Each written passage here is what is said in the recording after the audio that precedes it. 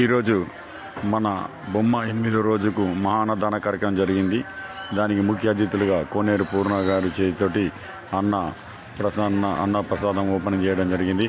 అలాగే ఉమ్మా గారు వారి చేతితోటి కూడా అన్న ప్రసాదం ఓపెన్ చేయడం జరిగింది.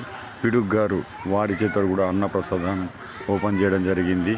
అలాగే కోనేరు నాగేశ్వరరావు గారు వారి చేతిని కూడా అన్నప్రసాదం ఓపెన్ చేయడం జరిగింది. అలాగే దానంతరం ఈ సిద్ధి విఘ్నేశ్వర స్వామి మహోత్సవాలకు పూజా కార్యక్రమాలు ఎంతో భక్తి శ్రద్ధలతోటి కోనేరు పూర్ణ గారు నియమించారు. అలాగే ఉమా గారు, పిడుగు గారు కూడా భక్తి శ్రద్ధలతోటి ఆ యొక్క సిద్ధి విఘ్నేశ్వర స్వామి మహోత్సవాలు పూజా కార్యక్రమాలు చేసి కొబ్బరికాయలు కొట్టి అతన్ని సన్మానించుకోవడం జరిగింది.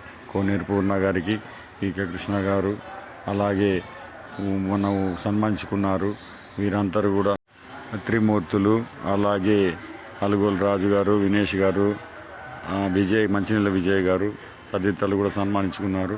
పీకే కృష్ణ గారు పూలమాలలేసి వారికి సన్మానించారు. అనంతరం సిద్ధి విఘ్నేశ్వర స్వామికి ఎన్నో భక్తి శ్రద్ధలతో పూజా కార్యక్రమం అనంతరం వారందరూ కూడా పేద ప్రజలకు ఈ యొక్క అన్నదాన కార్యక్రమం స్టార్ట్ చేయడం జరిగింది. కోనేరు పూర్ణ గారికి పీకే కృష్ణ గారు పూలమాల వేసి సన్మానించడం జరిగింది. ఈ అనంతరం మనం ఎంతో భక్తి శ్రద్ధలతోటి ఈ యొక్క పూజా కార్యక్రమం 8వ రోజుకు ఘన విజయంగా జరిగింది. అలాగే ఉమా గారికి కూడా పూలమాల వేసి సత్కరించడం జరిగింది పీకే కృష్ణ గారు. అలాగే అనంతరం పిడుగు శ్రీని గారికి పూలమాల వేసి వారిని సత్కరించడం జరిగింది.